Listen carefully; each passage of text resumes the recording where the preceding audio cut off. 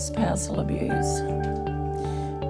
So physiologically, the trauma that can occur from spousal abuse on the female victims, and it tends to be more prevalent, they are more prevalent subject to biological, physical type of abuse. It's a more prevalent thing.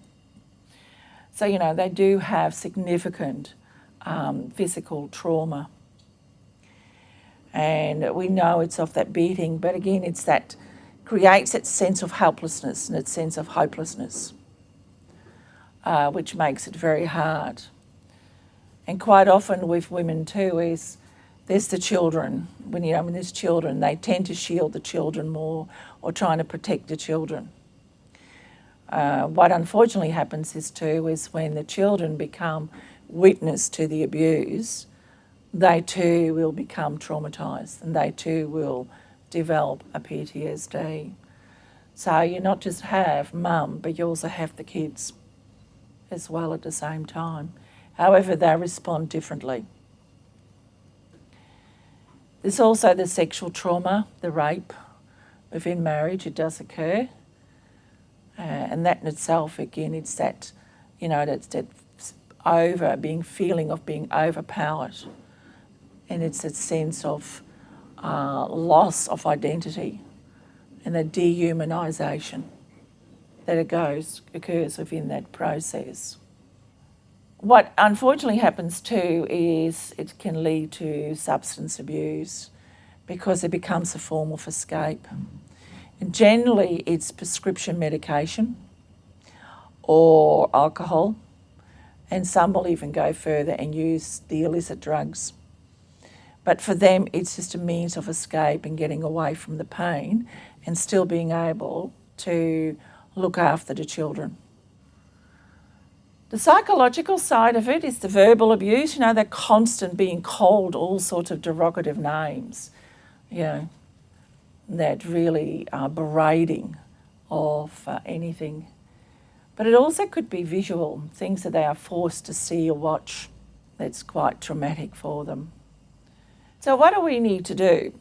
We need to allow them to think proactively. The choice they have is to stay and manage it or to escape. That's basically what it boils down to. So most of them, they're not too sure because that sense of helplessness makes it very difficult for them to make that decision because they feel entrapped and they can't see a way out. So it's for us then to gently suggest ideas, and that gives them a chance to ponder and to think over. And most of the time I've learned they will make that step forward, but it's in their time when they're ready. But you're already giving them some strategies to work with, to work through. So by actually letting them know to have an escape bag ready, packed with stuff that you need. The idea of the escape bag is that it's somewhere where it's normally not found, but the person, she knows where it is, or it's at a person's place she feels comfortable with, so it's there for safekeeping. So when the time comes, they don't have to pack. It's just a matter of grab and run, isn't it? That's basically what it boils down to. But it's also to identify a place of safety they can go to. Now, it could be, a lady across the road, and it could be a friend, but it also could be a relative, but somewhere where they feel safe and also feel they'll be protected from the perpetrator knocking on their door.